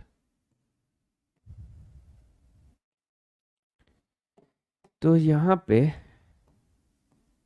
TB मतलब क्या, तो बॉइलिंग पॉइंट ऑफ सॉल्यूशन, नहीं, और टीबी नॉट मतलब क्या, तो boiling point of solvent, boiling point of solvent. Finally क्या पता चला कि एलिवेशन इन बॉइलिंग पॉइंट को डिनोट कैसे करते हैं, डेल्टा टीबी से डिनोट करते हैं। डेल्टा टीबी का कितना फार्मूला, तो दो फार्मूला, एक फार्मूला के बी इंटू स्मॉल एम और दूसरा formula TB minus TB naught. फिर से एक बार, एक फार्मूला के बी इंटू स्मॉल एम, दूसरा formula TB minus TB not. किसमें किसको क्या बोलते हैं ये सब बात पता होना चाहिए। अब इसका क्वेश्चन देखेंगे, तो पॉज करके पहले दोनों फार्मूला एक बार सोच लो, किसको क्या बोलते हैं ये सोच लो, फिर क्वेश्चन बनाओगे तो अच्छा लगेगा। ठीक है, पहले पॉज करके सोच लो फिर देखोगे ये क्वेश्चन।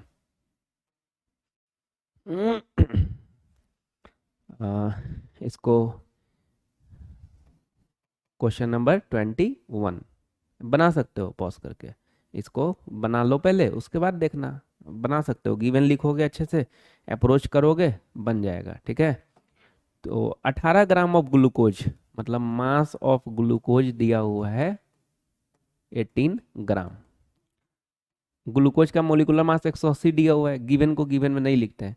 इस डिजॉल्व, ऐसा नहीं लिख दोगे तो गलत हो जाएगा, उससे कोई दिक्कत नहीं। इस dissolve in 1 kg of water, mass of water 1 kg, कभी वाटर लिख दे रहे हैं WATER, कभी H2O लिख दे रहे हैं, बात सेम है, मत टेंशन लेना, तुम भी लिख सकते हो दोनों में से कुछ भी। In a saucepan at what temperature will water boil under 1 bar pressure, given KB for water 0.52 kelvin KG per mole. तो याद करना है हम लोग को कि पानी के लिए केबी का वैल्यू कितना होता है, 0.52 केल्विन केजी पर मोल। तो ये दो चीज दिया हुआ है, मोलिकुलर मास भी दिया हुआ है ना, और प्रेशर 1 bar है, और ये ठीक। तो क्वेश्चन से इतना तो चमक गया कि भाई एलिवेशन इन बॉइलिंग पॉइंट वाला फार्मूला लगाना है, डेल्टा टीबी वाला फार्मूला लगाना है, क्योंकि केबी दिया हुआ है तो यार कौन फार्मूला और लगाओगे। तो ठीक है, इतना तो क्लियर हो गया कि डेल्टा टीबी वाला फार्मूला लगाना है। अब डेल्टा टीबी का कौन फार्मूला लगाए, दो फार्मूला है, एक वो केबी इंटू स्मॉल एम, दूसरा टीबी माइनस टीबी नॉट। कौन फार्मूला लगाए, पूछ क्या रहा है पहले ही समझो। 18 ग्राम ग्लूकोज 1 kg पानी में डाल दिया, at what temperature will water boil under 1 bar प्रेशर। 18 ग्राम ग्लूकोज 1 kg पानी में डाल दिया, कितना टेम्परेचर पे वाटर बॉईल होने लगेगा ये पूछ रहा है। इसका मतलब क्या, बॉइलिंग पॉइंट ऑफ सॉल्यूशन पूछ रहा है, बॉइलिंग पॉइंट ऑफ सॉल्यूशन पूछ रहा है यहाँ पे, है ना। तो मतलब टीवी पूछ रहा है, डेल्टा टीवी नहीं, टीवी पूछ रहा है। क्या पूछ रहा है, टीबी। और फॉर्मूला क्या लगाएंगे, डेल्टा टीबी का। तो भाई delta TB equal to K B into small M लगाए कि टीबी माइनस टीबी नॉट लगाए। अब लोग sir TB minus TB naught, TB पूछ रहा है तो delta TB equal to TB minus TB naught. अब तुम सोचो delta TB equal to TB minus TB naught अगर लगाओगे तो डेल्टा टीबी कहाँ से लाओगे, टीबी नॉट। चलो टीबी नॉट तो बॉइलिंग पॉइंट ऑफ सॉल्वेंट मतलब बॉइलिंग पॉइंट ऑफ पानी, बॉइलिंग पॉइंट ऑफ पानी याद किए हुए 100 डिग्री सेल्सियस। ये बच्चा से याद किए हुए नहीं, ये कब बता दिए, ये तो नहीं बताया अभी, अरे ये पहले सुने हुए हैं। बॉइलिंग पॉइंट ऑफ पानी 100 degree Celsius, freezing point of पानी 0 डिग्री सेल्सियस, है ना। तो delta TB equal to TB minus TB naught लगाओगे तो टीबी नॉट के जगह पे तो रख दोगे 100 डिग्री सेल्सियस को केल्विन में कन्वर्ट करके रख दोगे। फिर भी टीबी निकालने के लिए डेल्टा टीबी पता होना चाहिए ना। तो पहले ये फार्मूला हम लोग नहीं लगाएंगे, delta TB equal to TB minus TB naught, फिर कहाँ से लाएंगे। तो पहले delta TB equal to K B into small M लगा के, डेल्टा के बी दिया हुआ है, मोलालिटी निकल ही सकता है ये डाटा से, तो डेल्टा टीबी निकाल लेंगे। और जैसे ही डेल्टा टीबी निकल जाएगा फिर उसके हेल्प से delta TB equal to TB minus TB naught वाला लगाएंगे, उससे फिर टीबी निकल जाएगा।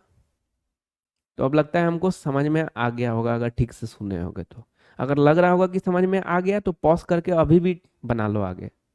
अब तो बन ही जाना चाहिए हमको लगता है, अगर ठीक से सुन लिए होगे तो पॉज करके बना लो फिर देखना यार, है ना। तो delta TB equal to K B into small M. के बी का वैल्यू दिया हुआ है 0.52, स्मॉल एम मतलब मोलालिटी। मोलालिटी का फॉर्मूला क्या होता है, number of mole of solute. Solute का मास दिया हुआ है 18 बाई मोलिकुलर मास दिया हुआ है 180। ये तुम्हारा हो गया number of mole of solute by mass of solvent in KG, केजीए में दिया हुआ है 1। इतना समझ में आया होगा। ये केबी है, मोलालिटी मतलब number of mole of solute by mass of solvent in KG, तो ये रख दिए। तो 0.52 इंटू 18 से ही 10 बार में कट जाएगा तो 1/10। ये काहे लिखोगे फालतू में, तो ये तो काटे नहीं है ना, काटिए ना इसे। अरे यार तो बोलते हैं कि काटने वाला रहा है, ये तो सीधे मुंह पे कट रहा है, अगर ऐसे भी कटना रहा तो उधर काटो। काट दोगे तो गलत नहीं, लेकिन फिर भी ठीक है ना, ऐसे कट जा रहा है क्यों फालतू में काट कुट करने जाओगे।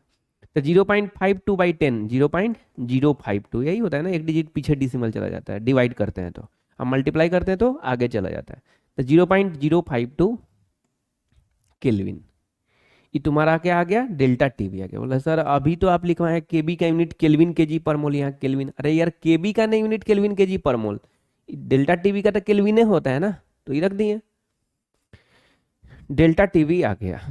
अब फिर now delta TB is equal to TB minus TB naught. ठीक, डेल्टा टीबी के जगह पे रख दो 0.052। टीबी निकालना है तुमको, बॉइलिंग पॉइंट ऑफ सॉल्यूशन निकालना है, और टीबी नॉट मतलब boiling point of solvent, boiling point of पानी, सॉल्वेंट यहाँ पानी है, तो पानी का बॉइलिंग पॉइंट कितना होता है 100 डिग्री सेल्सियस। 100 डिग्री सेल्सियस को केल्विन में करोगे तो 100 + 273, केल्विन में करने के लिए 273 से ऐड करते हैं, तो 100 + 273 कितना हो जाएगा 373।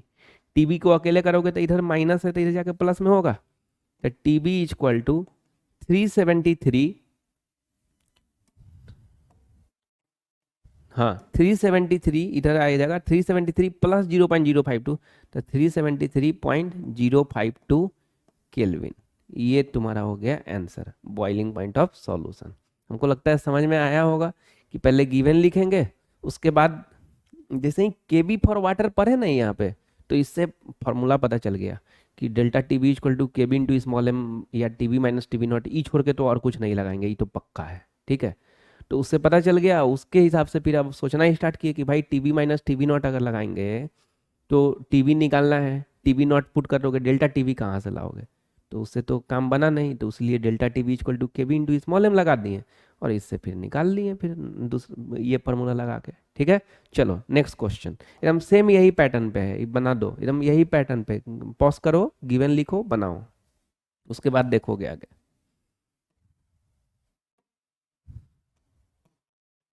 Question number 22, 0.90 gram of non volatile solute, mass of solute 0.90 gram.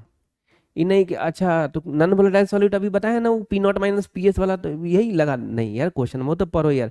Question जब तुम पूरा पढ़ोगे तो पता चलेगा। Calculate boiling point elevation constant for benzene, KV पूछ रहा है।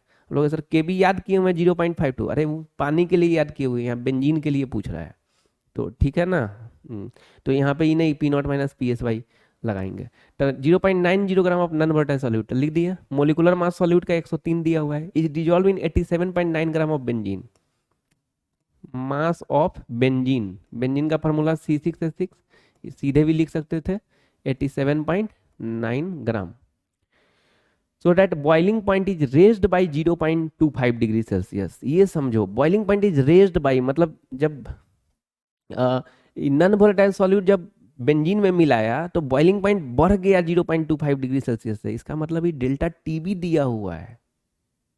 क्या दिया हुआ है? डेल्टा टीबी रेज्ड बाई मतलब बढ़ गया, एलिवेशन इन बॉइलिंग पॉइंट दिया हुआ है। तो delta TB is equal to 0.25 degree Celsius, और इसको केल्विन में करेंगे तो 0.25 केल्विन हो जाएगा। लोग अभी उधर बताए थे डिग्री सेल्सियस में बॉइलिंग पॉइंट ऑफ पानी 100 डिग्री सेल्सियस, केल्विन में करना है तो 100 प्लस 273 कर दो तो 373 हो जाएगा। अभी बोल रहे हैं कि है ना 0.25 डिग्री सेल्सियस है, केल्विन में 0.25 केल्विन लिख दिए, 273 ऐड करना चाहिए था, क्यों नहीं किए? तो ये बात समझ लो, जब सिर्फ टेम्परेचर अगर दिया रहे 1 डिग्री सेल्सियस, 1 डिग्री सेल्सियस, इसको केल्विन में करने बोले तो 1 प्लस 273 मतलब 274 केल्विन। और अगर टेम्परेचर का डिफरेंस दिया रहे डेल्टा टी, मतलब final temperature minus initial temperature, temperature difference अगर 1 डिग्री सेल्सियस दिया रहे, इसको केल्विन में करने बोले तो 1 केल्विन बोल देना। कुछ समझ में आया? अगर टेम्परेचर डिग्री सेल्सियस में दिया हुआ है, केल्विन में करना है तो क्या करोगे? 273 से ऐड कर दोगे। लेकिन टेम्परेचर डिफरेंस अगर डिग्री सेल्सियस में दिया हुआ है, केल्विन में पूछ रहा है, तो सीधे सीधे वही उतना ही केल्विन बोल दोगे। क्यों? तो समझो, अगर T1 हम एज्यूम कर लिए एक टेम्परेचर, T1 मतलब एक टेम्परेचर एज्यूम कर लिए 5 डिग्री सेल्सियस, तो 5 प्लस 273 कितना हो जाएगा? 278 केल्विन। और T2 एज्यूम कर लिए 10 डिग्री सेल्सियस, तो 10 प्लस 273 कितना हो जाएगा? 283 केल्विन, है ना। अब डिफरेंस निकाले डेल्टा टी, डिग्री सेल्सियस में निकालो 10 माइनस 5, 5 डिग्री सेल्सियस। केल्विन में निकालो 283 माइनस 278, 5 केल्विन। क्या पता चला? जब टेम्परेचर डिग्री सेल्सियस में था, केल्विन में करना था 273 से ऐड किए। टेम्परेचर जब डिग्री सेल्सियस में केल्विन में करना था 273 से ऐड किए। लेकिन टेम्परेचर डिफरेंस देखो, जो डिग्री सेल्सियस में आया वही केल्विन में आया कि नहीं? तो ये ध्यान में रखना है, टेम्परेचर डिफरेंस जो डिग्री सेल्सियस में रहा उसी वही क्या बोल देंगे? केल्विन में बोल देंगे। खैर, यहाँ पे डेल्टा टीवी दिया हुआ है 0.25 Kelvin. Calculate boiling point elevation constant for benzene, मतलब केबी पूछ रहा है तो लगा देंगे formula, delta TB is equal to KB into small M. देखो स्टार्टिंग में अप्रोच करने इसलिए बोल रहे हैं ना कि जब कोई चीज में फंसते हैं ना कि अरे इतना गिवन लिखे बनाए बनाए आइए नहीं रहा है, समझ में नहीं आ रहा है, तब उसका इंटरेस्ट ही अलग होता है सुनने का। और जब फंसते नहीं है ना, हम बोलते होंगे कि अभी पॉज करके इतना पे पहले गिवन लिख के आगे बढ़ो, है ना। तो जब कोई फंसता नहीं है ना, तो फिर वो उतना अच्छे से सोच नहीं पाता है, सुन नहीं पाता है, फिर उसका इंपॉर्टेंस नहीं पता चल पाता है कि क्या बताना चाह रहे हैं, क्या बता रहे हैं, क्या सिखा रहे हैं। जब आदमी फंसता है तब जाके उसका इंपॉर्टेंस पता चलता है, तब अच्छे से सुनता है, ध्यान से सुनता है। इसीलिए बोलते हैं क्वेश्चन को पॉज करके, जितना जरूरत हो ना तुम पूरा फाइनल आंसर तक, फिर अगर सबका फाइनल आंसर तक पहुंच ही जाते तो फिर यहाँ पे क्यों अभी रिकॉर्डेड वीडियो देखते रहते? डायरेक्ट PYQ बनाते ना, सैम्पल पेपर बनाते, क्यों ये सब देखते? तो नहीं आ रहा है उसीलिए तो देख रहे हो। फॉर्मूला बताएं, उससे थोड़ा अप्रोच आया, तो अब जिस हद तक जहां तक जा सकते हैं, जितना स्टेप तक जा सकते हैं जाना चाहिए, उसके बाद देखना चाहिए। अगर मान लो इसमें ही अगर डिग्री सेल्सियस पहले लिखे रहते हैं और अभी देखते ही सीखते, तो फिर अलग इंटरेस्ट आएगा। तो जो लोग प्रैक्टिस करता है उसको पता रहता है। और जो लोग नहीं हमसे तो नहीं है बन, अरे पगला, बनाने के लिए ही थोड़े ना एकदम बोलते हैं कि नहीं, तुम जितना स्टेप तक आए वहां तक जाओ, कहीं पे फंसो, चाहे सॉल्विंग में फंसो या गिवन लिखने में ही फंस जाओ, है ना, या फिर फार्मूला ही अप्रोच नहीं कर पाओ, कोई चीज़ पे फंसो, उसके बाद देखना स्टार्ट करो कि अच्छा अब यहाँ पे फंसे, अब देखते हैं। इसलिए बोलते हैं, इसलिए थोड़ा ना कि एकदम फाइनल तक पहुंच जाओ तुम, फाइनल तक पहुंच जाए तो बहुत अच्छा, नहीं पहुंच पाए तो कोई दिक्कत का बात नहीं है। तो इसीलिए ना क्वेश्चन क्लास में तो रहते हैं तो थोड़ा देर रुक जाते हैं, थोड़ा देर देख लेते हैं कि क्या कौन लिख रहा है। ऑनलाइन में पॉसिबल है नहीं रुकना, फिर लंबा हो जाएगा, तो उसलिए बोलते हैं कि पॉज करके एक बार जहाँ तक जा सकते हो चले जाओ, उसके बाद देखो। चलो ठीक है, तो इसीलिए कोई भी क्वेश्चन में ना जितना स्टेप तक आए ना जाना चाहिए, है ना, जहाँ पे फंस जाए उसके बाद फिर देखना चाहिए। चलो ठीक है, तो delta T V equal to K V into small M. Delta T V की जगह पे ही रख दे, 0.25 रख दे। के बी निकालना है, ये नहीं कि 0.52 रख देना। के बी फॉर वाटर होता है 0.52, यहाँ बेंजीन के लिए पूछ रहा है ना।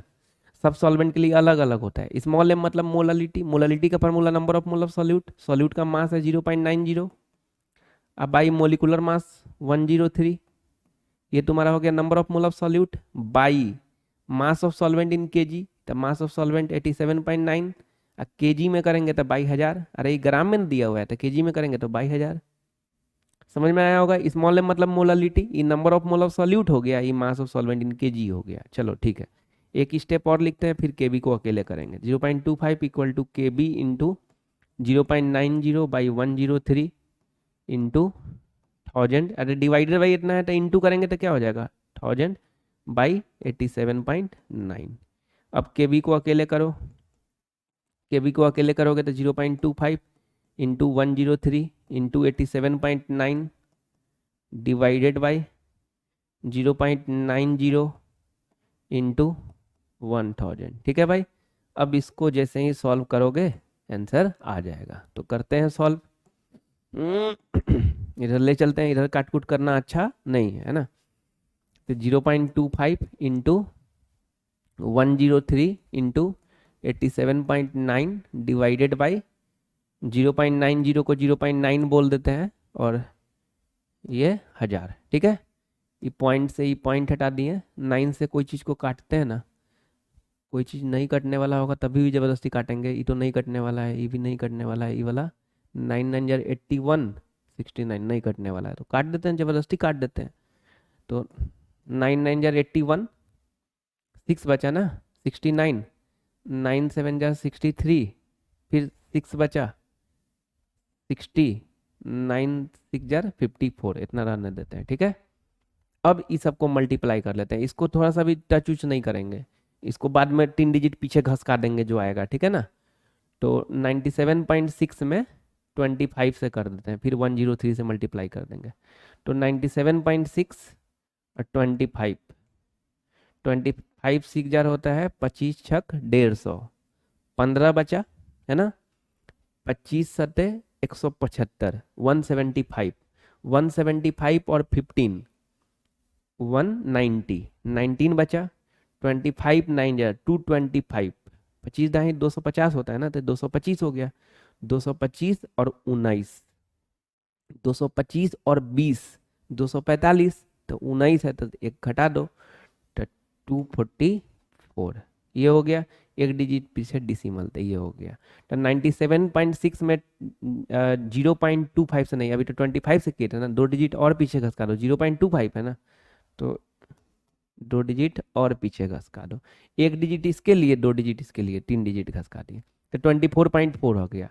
अब 24.4 में 103 से कर दो, तो 103 24.4, 4 3 जार 12, 4 1 जार 4, फिर 4 से तो यही आएगा 2 1 4, 2 3 जार 6 0 2, 2 3 5 6 11 5 2, 1 डिजिट पीछे डिसिमल, 2513.2, ई कहाँ आ जाएगा ऊपर, और नीचे में हजार, तो 3 डिजिट पीछे घस के ना, तो 2.5132, 2.5 बोल दें, 2.51 बोल लो, 2 डिजिट काफ़ी है, उससे ज़्यादा नहीं बोलना चाहिए, तो 2.51। यूनिट ऑफ के बी क्या होता है, केल्विन केजी पर मोल। ये हो गया आंसर। ठीक है भाई। तो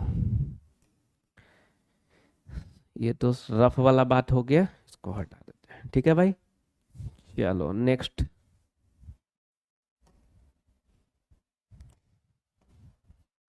डिप्रेशन इन फ्रीजिंग पॉइंट, अभी हम लोग दो पढ़ लिए ना कोलिगेटिव प्रॉपर्टीज में, relative lowering in vapour pressure पढ़ लिए, एलिवेशन इन बॉइलिंग पॉइंट पढ़ लिए। Third number depression in freezing point. Depression in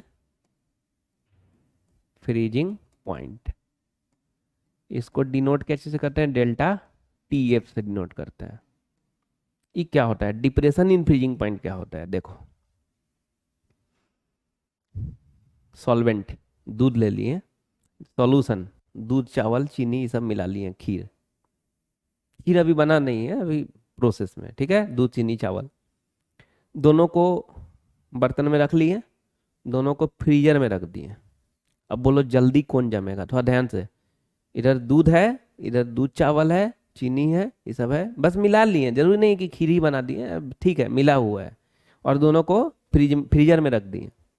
पहले कौन जमेगा दोनों में, ये अगर खीर बन गया रहेगा तब ना, अरे यार खीर नहीं बना रहेगा तभी भी पहले जम जाएगा, चावल मिला हुआ है ना, चीनी मिला हुआ है ना, इसके रिस्पेक्ट में तो थोड़ा अच्छा ही नहीं, जल्दी जमेगा ना तेजी से, तो ये वाला जल्दी जम जाएगा।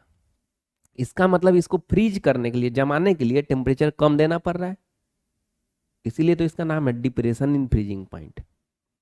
तो जब कोई सॉल्वेंट में नॉन वोलेटाइल सॉल्यूट मिलाते हैं तो इसका फ्रीजिंग पॉइंट घट जाता है, यही फ्रीजिंग पॉइंट का डिफरेंस को डिप्रेशन इन फ्रीजिंग पॉइंट बोल रहे हैं। एक बार और, कोई सॉल्वेंट में नॉन वोलेटाइल सॉल्यूट मिलाएंगे तो सॉल्यूशन बनेगा ना, इसका फ्रीजिंग पॉइंट घट जाएगा, यही फ्रीजिंग पॉइंट का डिफरेंस को क्या बोलेंगे, डिप्रेशन इन फ्रीजिंग पॉइंट बोलेंगे। तो लिखोगे when non volatile solute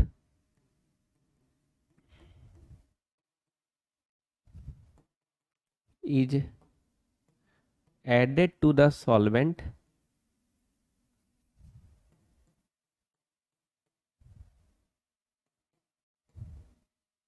then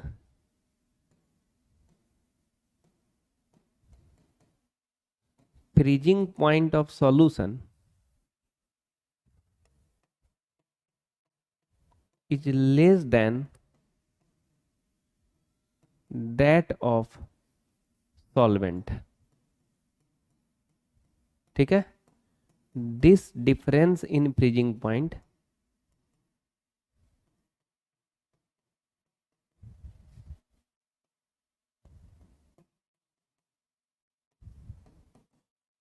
is called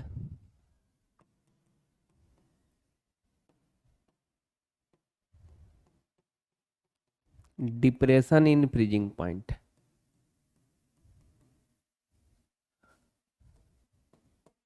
ठीक है भाई, तो यही लिखा हुआ है, जब नॉन वोलेटाइल सॉल्यूट सॉल्वेंट में मिलाएंगे तो फ्रीजिंग पॉइंट ऑफ सॉल्यूशन कम हो जाएगा सॉल्वेंट से, तो इसी डिफरेंस को क्या बोलते हैं, डिप्रेशन इन फ्रीजिंग पॉइंट। नाम से भी लग रहा है डिप्रेशन, डिप्रेस हो गया मतलब घट गया।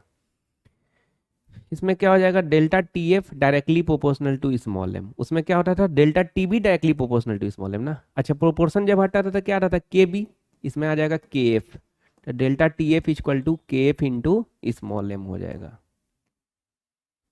ये फॉर्मूला हो गया डिप्रेशन इन फ्रीजिंग पॉइंट का, delta T F equal to K F into small M. ठीक है, अच्छा इसमें के एफ को क्या बोलते हैं, के बी को क्या बोलते थे, मोलल एलिवेशन कांस्टेंट, तो के एफ को बोलोगे मोलल डिप्रेशन कांस्टेंट, है ना, उससे सोच के पैरेलली याद कर लोगे, इसका अच्छा रहेगा ना, मोलल डिप्रेशन कांस्टेंट। दूसरा उसका नाम क्या होता था, बॉइलिंग पॉइंट एलिवेशन कांस्टेंट, तो इसका हो जाएगा freezing point depression constant, depression constant. तीसरा उसका क्या होता था, एबुलियोस्कोपिक कांस्टेंट, इसका हो जाएगा क्रायोस्कोपिक कांस्टेंट।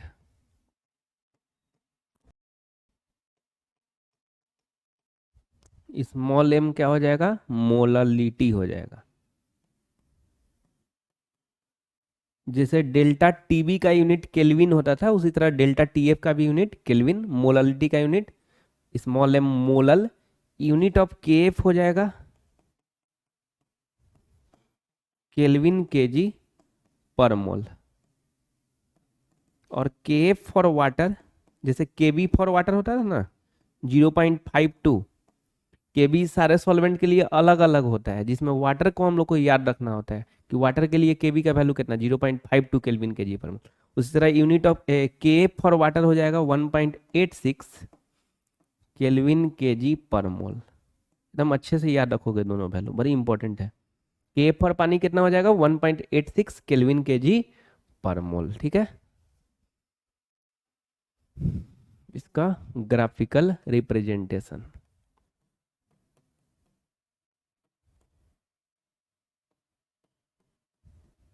ग्राफिकल रिप्रेजेंटेशन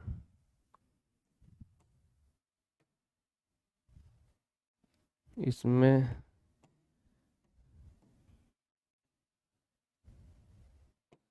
इधर में वेपर प्रेशर रख दिए, इधर में टेम्परेचर। अब ये जो है ना एक्सपेरिमेंटली ये बनाया गया, ये सॉल्वेंट के लिए, ये सॉल्यूशन के लिए। सॉल्वेंट में देख रहे हो दो पार्ट है, तो ये जो है ना ये फ्रोजन सॉल्वेंट के लिए है, जमा हुआ सॉल्वेंट के लिए फ्रोजन सॉल्वेंट। और ये जो है ये लिक्विड सॉल्वेंट के लिए है, लिक्विड सॉल्वेंट। ये सॉल्यूशन के लिए। ठीक, ये सॉल्वेंट के पास से लाए टेम्परेचर पे, तो ये हो जाएगा freezing point of solvent. Freezing point of solvent को TF नॉट बोल दिए। और ये सॉल्यूशन के पास से लाए तो इसको बोल दिए TF। जैसे boiling point of solvent TB not, boiling point of solution TB बोलते थे ना, उसी तरह freezing point of solvent TF not, freezing point of solution TF। यही डिफरेंस को क्या बोलेंगे, डेल्टा TF बोलेंगे। तो डेल्टा TF इक्वल टू ज़्यादा वाला माइनस कम वाला ना, तो TF नॉट माइनस TF। ठीक है,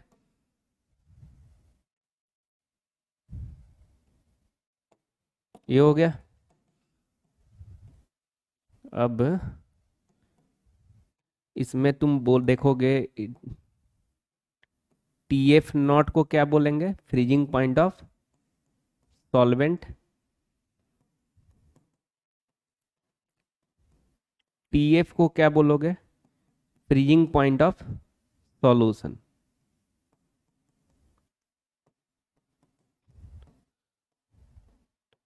तो जैसे डेल्टा टीवी का दो फार्मूला होता था, उसी तरह डेल्टा TF का भी दो फार्मूला, एक KF इंटू स्मॉल m और दूसरा TF नॉट माइनस TF। इस फार्मूला में थोड़ा डिफरेंस देख रहे होगे। वहां पे क्या देखे थे, delta TB equal to TB minus TB naught देखे थे, दूसरा फार्मूला। यहाँ पे देख रहे हो delta TF equal to TF naught minus TF, हो भी क्यों नहीं, वहां पे एलिवेशन इन बॉइलिंग पॉइंट था, मतलब सॉल्यूशन का बॉइलिंग पॉइंट ज्यादा था, तो TB माइनस TB नॉट। यहाँ पे डिप्रेशन इन फ्रीजिंग पॉइंट है, फ्रीजिंग पॉइंट डिप्रेस हो गया सॉल्यूशन का, मतलब ये ज्यादा हो गया ना, सॉल्वेंट का ज्यादा हो गया ना, तो TF नॉट माइनस TF हो गया। तो थोड़ा समझ के रखने से ना कंफ्यूजन भी नहीं होगा, और फिर एकदम एक्यूरेट फार्मूला लगाओगे। नहीं तो कभी कभी क्या होता है ना कि डेल्टा TF लगा देता है, उसी के हिसाब से TF माइनस TF नॉट, चाहे कंफ्यूज हो जाता है कि जा कौन लिखे, ये को में ये था, एगो में ये था, ये तो पता है लेकिन कौन लिखे ये नहीं सोच पा रहे हैं। तो अगर अभी ही सोच के थोड़ा सा अच्छे से पढ़ेंगे, फिर रिवीजन करेंगे, तो जब सोच लिया करेंगे तो फिर क्वेश्चन बनाने समय ये सब कंफ्यूजन नहीं होता है, क्लियर कट दिमाग में आता है। तो डेल्टा TF का कितना फार्मूला हो गया, एक KF इंटू स्मॉल m और दूसरा TF नॉट माइनस TF हो गया। KF फॉर पानी कितना होता है 1.86 केल्विन के जी पर मोल।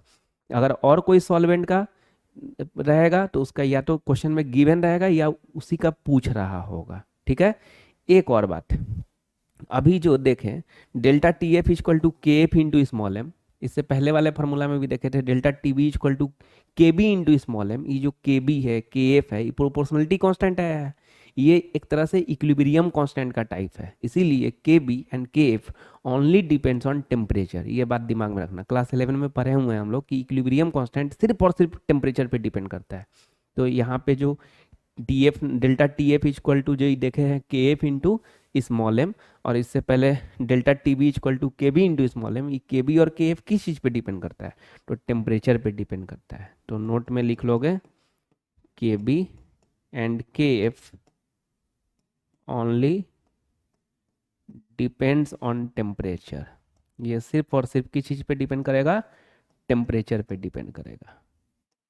ठीक है भाई, अब इसका क्वेश्चन देख लोगे।